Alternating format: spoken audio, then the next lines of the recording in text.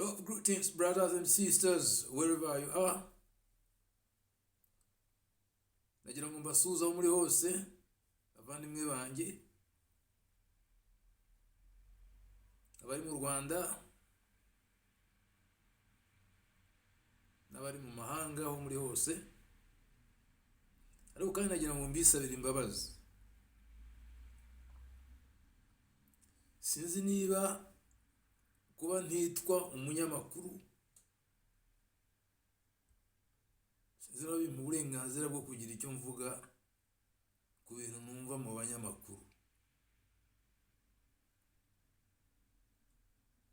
kubera ko ubu ngubu internet ituma ibintu byose bitugeraho ku buryo bworoshye. Ni ukuvuga ngo ibera mu Rwanda, ibera muri Afurika, n'ibera ku isi yose. Urebye umuntu wese ashatse yaba n'umunyamakuru. Ariko rero gukomeza kumva gusa tutagira icyo tuvuga nabyo ugasanga hari igihe umuntu yasaduka n'umutwe, kuko ntabwo turi abanyeshuri, natwe dufite uko tubona ibintu. Iyi ntambara bavuga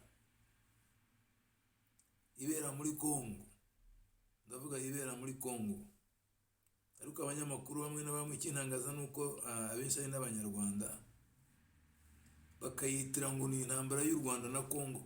Ngewe kugeza ubu ngubu nk'umunyarwanda nzi ko nta ntambara iri hagati y'u Rwanda na Congo.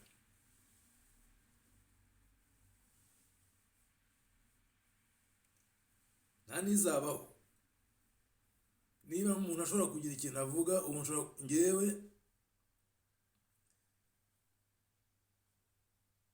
nanjye ndakora ikintu kimeze nka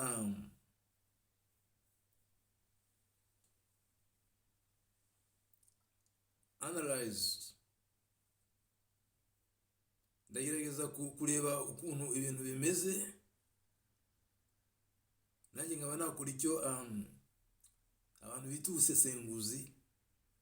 Niba nk'umunyarwanda, niba nk'umuntu, ibyo byonyine mfite uburenganzira bwo kugira icyo mvuga ku biba igihe nta muntu nkomeretse. Hashize imyaka ndagira ngo igiye kuba 10, hari ikinyamakuru cyari mu Rwanda, ariko icyo kinyamakuru ntabwo kigikora. Nambabarire kubera sa n'uyibagiwe izina ryacyo, ririmo rirancaho gutya. Nigeze kugira icyo mvuga ku byabaga icyo gihe, uvuga n'amaherezo yabyo uko nabibonaga. Ariko iyo urebye kuba byonyine abanyamakuru bavuga ngo n'abanyamahanga bagashoza ntambara cyangwa se bafite inyungu mu ntambara, bavuga ngo ni hagati y'u Rwanda na Congo. Kandi igihe nkavuga ko u Rwanda nta ntambara rurimo.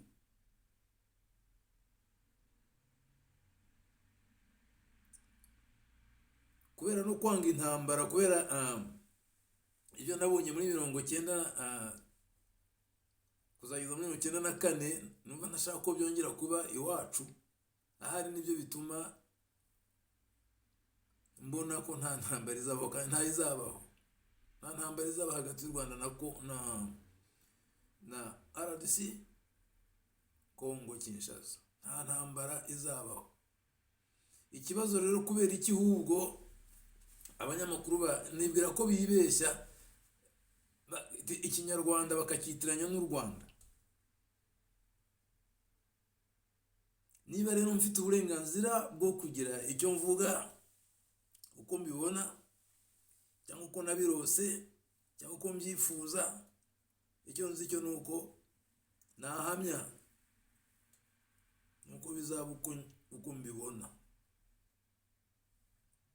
Wagira uti urabibona ute wowe? Uko mbibona rero nta kundi,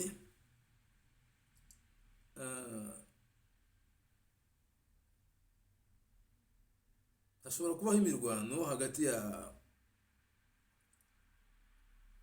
M23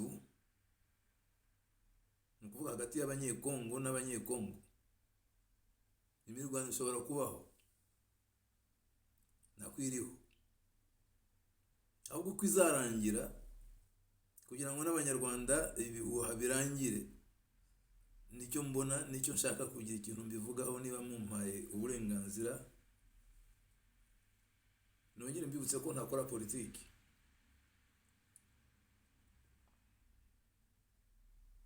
Ndi umuririmbyi, ndi umuhimbazi, nitwa Rurangirwa Darius, iwacu ni mu Rwanda, mbarizwa muri diaspora y'u Rwanda mu Busuwisi, ntawe nihisha.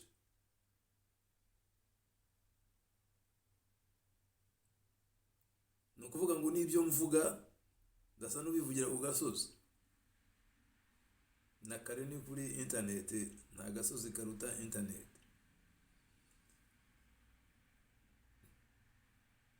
Ikintu rero umunyarwanda wese yarakwiye kwibaza, n'abanyarwanda bamwe na bamwe, amaradiyo amwe namwe numva bavuga basa n'ababogamiye cyane ku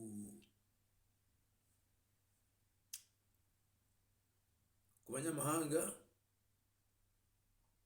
ukibwira ko bo atari abanyarwanda, kugira ngo rero abantu ahari umuntu abagarure ku ijambo, basubiza agatima impembero. Ibibera muri kariya karere ka Kivu birareba abanyarwanda, nubwo atari intambara y'abanyarwanda. Kubera iki? Nta wahakana ko bariya abantu, bariya abaturage bo muri kariya karere, wavuga ngo ntidufitanye isano ziri hafi na hafi, yaba yigiza nkana. Nubwo nk'abanyafurika, ndetse ko ntemera ngewe n'ijambo Afurika, nemera Ethiopia nini, mpora mbivuga. Nk'ubure nk'abanyafurika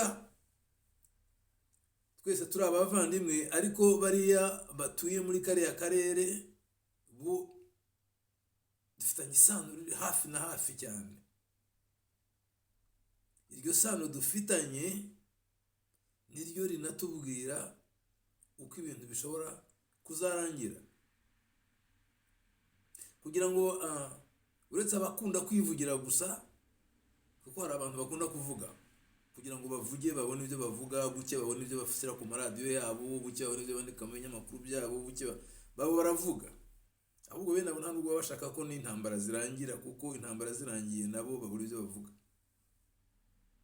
Twebwe ntabwo dukunda intambara, nicyo gituma tutanayivuga. Nicyo gituma nta ntambara mbona hagati y'u Rwanda na Kongo na Repubulika Iharanira Demokarasi ya Kongo.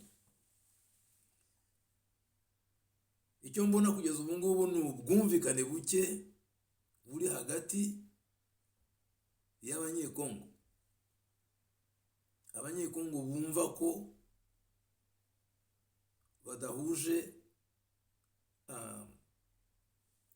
rutse mu ntabyi inkomoko, kuko bamwe baravuga ngo bakomoka mu Rwanda,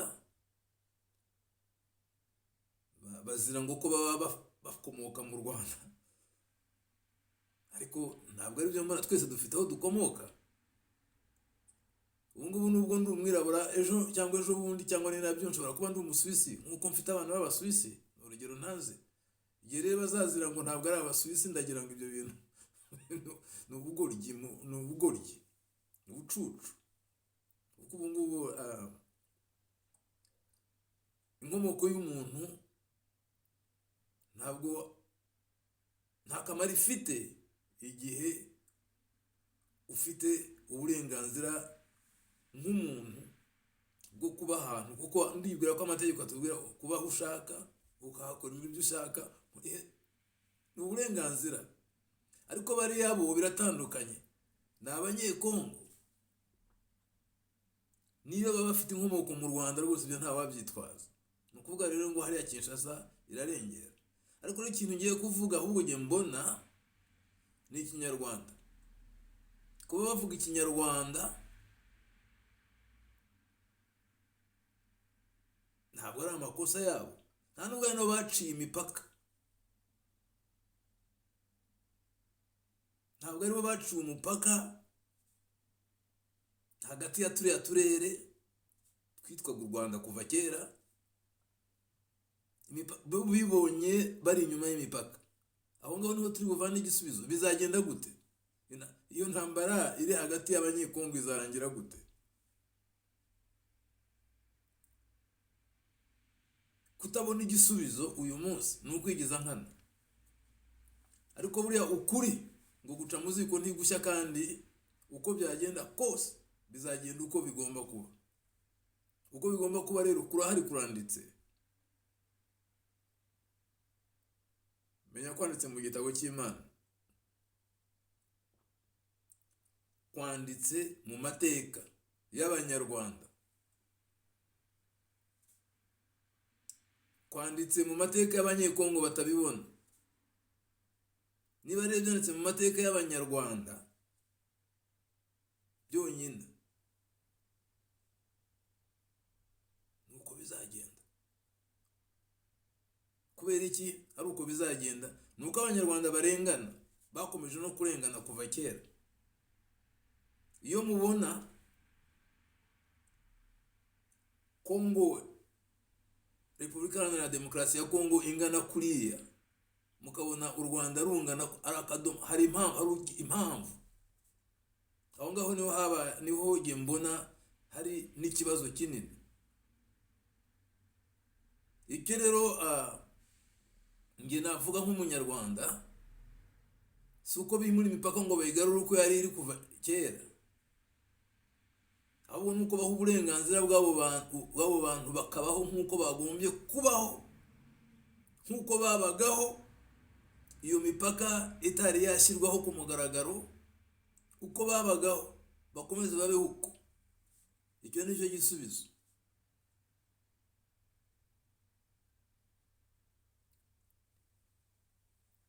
Mubwire ukuntu rero bizagenda, ko intambara izarangira iyo bari abanyekongo. Icya mbere, niba bavuga ikinyarwanda,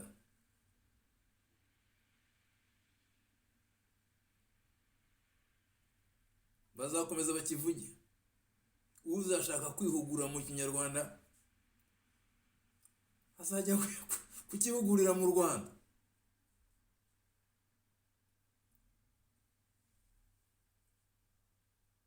Amashuri ya hariya ntibashaka kwiga ikinyarwanda, kuko ni ngombwa ko biga ikinyarwanda mu mashuri, nubwo bitari muri gahunda z'abanyekongo, ariko nuko bizaba.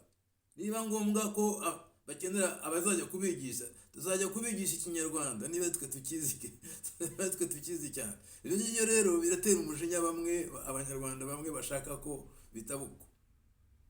Niba ari ukugira umujinya, mwihangane, ahubwo mwishime. Ngiye rero kugira ngo iriya ntambara irangire, nuko narabivuze ndanabisubiramo. Icya mbere ngiye kukikubwira, hazabaho ikintu nakwita federation ndetse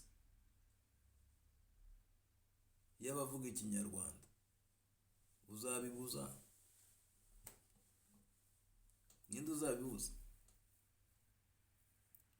Hari ahantu hazagera aho hagire ikintu bita autonomy mu bintu bimwe na bimwe, nko mu bijyanye n'umuco. Bagomba kugira sinzi autonomy ukuntu babyita mu kinyarwanda, bigenge muri iyo ngingo ijyanye n'umuco. Bagomba kwigenga byanze bikunze. Niba bashaka kubyina umushayayo wa kinyarwanda, ntabwo uzabajyana muri za Sakanyonsa ngo nuko bitwa abanyekongo. Kubera iki se bagomba kubanyongera umuco?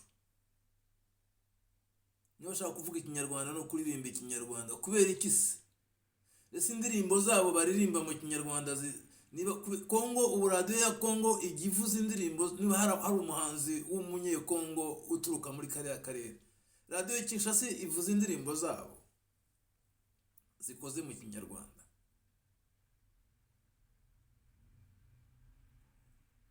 Nese niba atagira amaradiyo avuga urwo rurimi ibihangano byabo bizahita n'urugero ntanze. Ibyo bijyanye n'ibintu by'ubukorikori n'amasomo n'amateka. None se niba hari umuntu ukomoka wenda nko utuye hariya muri kariya karere ariko akaba akomoka ku mwami uyu n'uyu wenda nko kuri Gihanga, azavuga kuvuga amateka ye? Byose ni uburenganzira bwabo, bagomba kubyiga mu mashuri. Nicyo gitumye hazabaho rero ikintu nakwita federation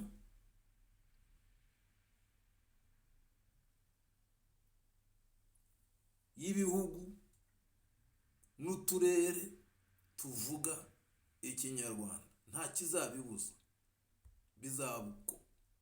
Sinzi niba no mu byo bateganya mu masezerano, bagize amasezerano ngira ngo ya niba ari Nairobi, sinzi n'ahandi, sinzi niba ibyo bintu barabivuzemo, ariko ngiye niko mbibona. Federation y'ibihugu bivuga ikinyarwanda, ibihugu n'uturere.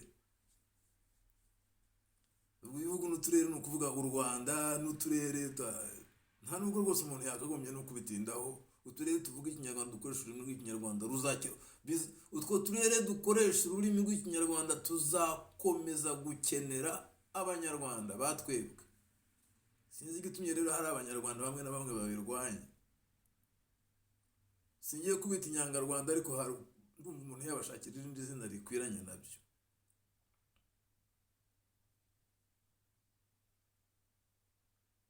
Ni ukuvuga ngo ubwumvikane burakenewe n'ubwubahane birakenewe, kandi niko bigomba kugenda byanze bikunze. Kinshasa rero ntabwo nzi ko izabona aho ibyitariza ibintu nk'ibyo ngibyo. Ishobora kubyitaza kuko ni ukuri, kandi ngo ukuri guca mu ziko ntigushya. Ni ukuvuga rero ngo bariya abanyekongo batuye hafi y'u Rwanda bavuga ikinyarwanda, bafite umuco ujya kumera nk'uw'u Rwanda, wa hafi na hafi n'u Rwanda, bazakenera u Rwanda kuko niho babona, ni na hafi yabo. Erega sinzi igitumye mu birwanya. Ni ukuvuga niba bahahira hafi, bagahahira mu Rwanda. Hari abanyekongo nzi tubana hano batuye hariya hafi nyine ya Kivu, bafatira indege tujya tuganira hano. Iyo bafashe indege baca mu Rwanda, kuko ntabwo baca mu Rwanda, kuko kuva Kinshasa kuzagera hariya hantu biragoye. Bazahora bakeneye guca mu Rwanda. None se wababuza kubana n'abanyarwanda gute? Kubera ko ibyo bintu batabyumva. Sinzi niba hari umuntu muzi mu Busuwisi n'Ubufaransa, nk'ahantu bita Annemasse hafi y'i Geneve. Uramutse uzanye nk'ikibazo kiri hariya iwacu, uramutse ubizanye nk'ahariya Annemasse wenda ukahagira nka Kivu, ukiya kubabuza ngo ntibajye i Geneve, inzara yabica. Kuko i Paris ni kure yabo cyane. Ni ukuvuga ngo bakeneye kubana byanze bikunze n'Abasuwisi.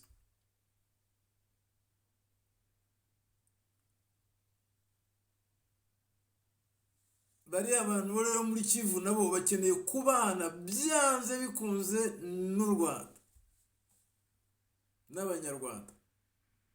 Icya mbere niho biyumva iby'umupaka ntacyo byagombye gutwara.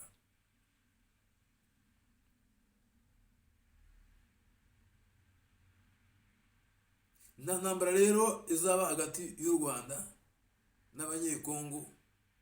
Intambara izahama hagati y'abanyekongo n'abanyekongo, birangire ibyifuzo byaba ari abanyekongo bazira ko bavuga ururimi rw'ikinyarwanda, ko bafite umuco w'ikinyarwanda, bizarangira ari uko ibyo basaba byemewe. Ni ukuvuga ngo byanze bikunze, kandi nta n'akadomo kavuyeho. Uko babishaka nuko bizaba, kuko bari mu kuri mu maso y'Imana, mu maso y'Imana bari mu kuri 100%, uretse nk'umuntu wigiza nkana ntabyumve. Nzi ko n'amaradiyo cyangwa ibinyamakuru by'abanyarwanda badashyigikiye uyu munsi politiki y'u Rwanda, nabo nuko babyifuza, nuko babibona, gusa nuko babifitemo inyungu. Kubera iki babifitemo inyungu? Kubera iki umuntu yavuga ko bafitemo inyungu ibyo bitagenze uko? Ni ukubera ko nyine hari abarwanyi bahoze muri mu ngabo z'u Rwanda. Abo barwanyi bakaba barabonye ikimeze nk'ubuhungiro muri kiriya gihugu, muri kariya karere. Kandi ni ukuvuga ngo igihe bazaba bagihari nta mahoro azahaba. Bizagenda gute rero?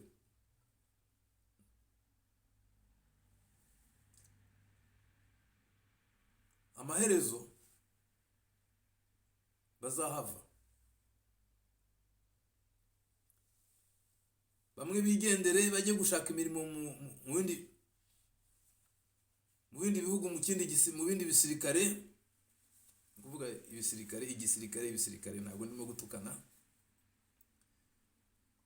Mu zindi ngabo z'ibindi bihugu, wenda rimwe na rimwe bajye bakora nk'abamerisoneri, nk'abacanshuro. Abandi baziyamburamo imyenda, bigire mu mirimo ya gisivili, uko babeho gisivili. Abenshi bazataha mu Rwanda, ababishatse bajye mu ngabo z'u Rwanda, nk'uko byabayeho. Bajye mu ngabo z'u Rwanda bakorere u Rwanda. Abazashaka kujya gushaka imirimo mu bindi bihugu bagende bashaka imirimo mu bindi bihugu. Ikibazo gihita gikemuka hariya hantu.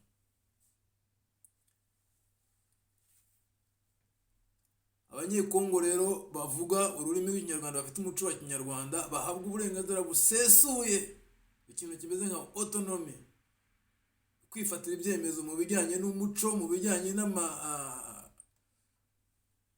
n'amasoko, mu bijyanye mbese ibintu bafite n'inyungu bo ubwabo. Umuntu yabyita nk'uburenganzira bucagase.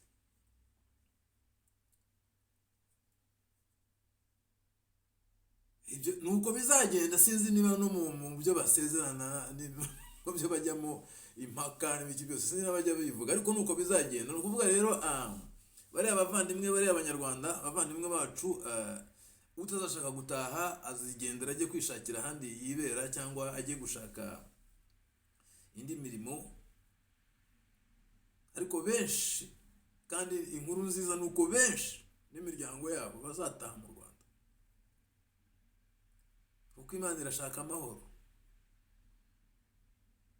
Utabishaka arashaka intambara. Ushaka intambara azarwana n'umutima we wenyine,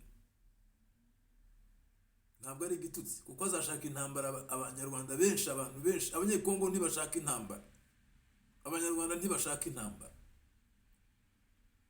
Ahubwo ikigoranye rero nuko amahanga ashaka intambara. Ayo mahanga ukajya kumva abanyamerika barimo tushyigikiye abanyekongo, u Rwanda ruratera urundi ku rundi. Ari abanyamerika, ari abo Bafaransa, ari abo bandi barashaka intambara hariya, kuko hatari intambara nta kuntu bazabona bajya gucukura ariya mabuye ahari. Twebwe rero igihe tuzaba twemeye tuvuze ku mugaragaro nta ntambara dushaka hano, nuko bizaba. Ikibazo rero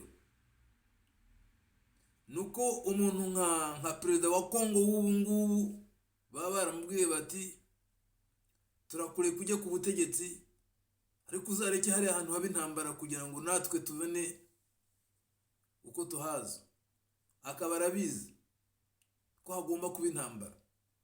Uriya muhungu kuri jyewe ntamucirira urubanza,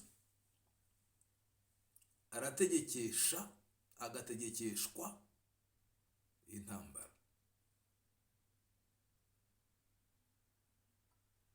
Nubwo abayifitemo inyungu ari benshi, ariko ni igikoresho, kuko abanyekongo ntabwo bari bwemere ko aba umutegetsi.